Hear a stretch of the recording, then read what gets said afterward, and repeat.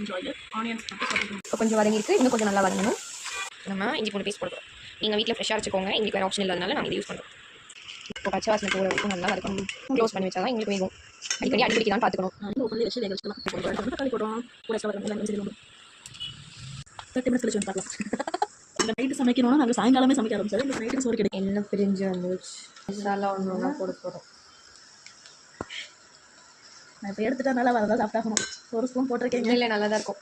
ஒரு பிஞ்ச் அவ்வளோதான். மஞ்சள் கரம் மசாலா ஒரு 1/2 ஸ்பூன், டீ தூள் ஒரு ஸ்பூன் ஃபுல்லாக.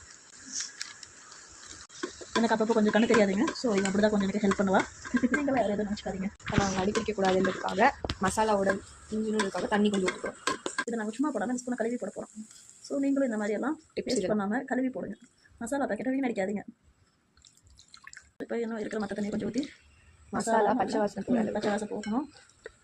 நல்லா சுண்டி வரணும் மசாலா. நல்லா எண்ணெய் பிரிஞ்சு இதே எப்படி எடுத்து சாப்பிடலாம் போல இருக்குது. ரொம்ப நாள் ஆச்சு இந்த மாதிரி சாப்பிட்டு.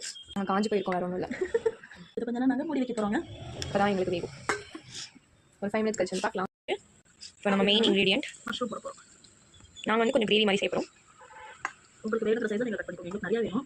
நாங்கள் 4 நேரம் வச்சு சாப்பிடுவோம். 2 நேரம் 3 நேரம் வச்சு சாப்பிடுவோம். அதனால நாங்கள் நிறையா போட்டுக்கோம். உங்களுக்கு எப்படி வேணுமோ அந்த ஷேப்பில் கட் பண்ணிக்கோங்க. ஸ்லைஸாக வேணுமா, பால் வேணுமா, உங்களுக்கு இஷ்டம் அது நீங்கள் கட் பண்ணி போட்டுக்கோங்க. இதை ஒரு 2 மினிட்ஸ் மசாலா நல்லா கோட் பண்ணுற மாதிரி பண்ண போகிறோம். நாங்கள் எல்லாருமே கோல்டில் இருக்கோம். இந்த வாய்ஸ் மொபைல் எல்லாமே இப்படி தான் இருக்கும். அதனால் நாங்கள் லாஸ்ட்டில் இல்லை பெப்பரும் சேர்க்க போகிறோம். எவ்வளோ காரமாக இருந்தாலும் மூக்கு வச்சுட்டு சாப்பிட போகிறோம். ஸோ இப்போ இதில் வந்துட்டு வந்து மசாலா வந்து நல்லா கோட் ஆயிடுச்சு. ஸோ இதில் வந்து நல்லா தண்ணி ஊற்றி வேக விட போகிறோம். நாங்கள் ஒரு தண்ணி ஊற்றிக்கிறோம். உங்களுக்கு கன்சிஸ்டன்சி எவ்வளோ வேணுமோ அதுக்கு ஏதாவது நீங்கள் போட்டுக்கோங்க.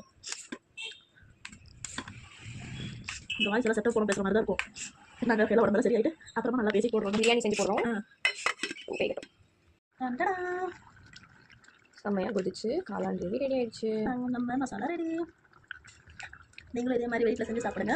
இதெல்லாம் சேம் இதே மாதிரி பண்ணுங்க. உங்களுக்கு டேஸ்ட்டு சூப்பராக வரும். உப்பு மட்டும் பார்த்து அளவாக போட்டுக்கோங்க. உப்பு காரம் உங்களுக்கு எப்படி வேணுமோ மாதிரி போட்டுக்கோங்க.